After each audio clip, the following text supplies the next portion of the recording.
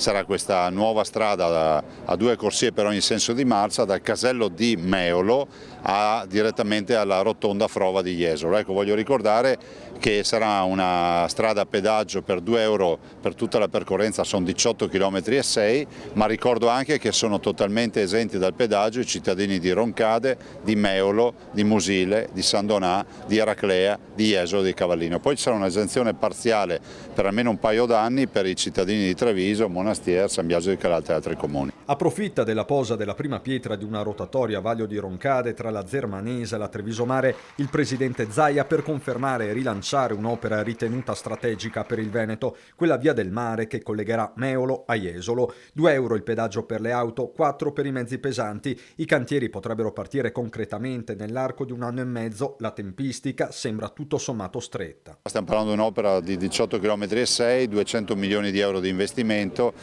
Verosimilmente daremmo l'incarico, aggiudicheremo verso i primi di gennaio, massimo febbraio a farla grande, poi si va con la fattibilità, il definitivo e quindi il progetto esecutivo. Direi che potrebbe essere che nel giro di verosimilmente forse 1 anno e mezzo si possano anche iniziare i cantieri. Per un'opera che inizia ce n'è una in fase di completamento, la Pedemontana. È un'infrastruttura che noi innestiamo direttamente sulla 27 a dicembre.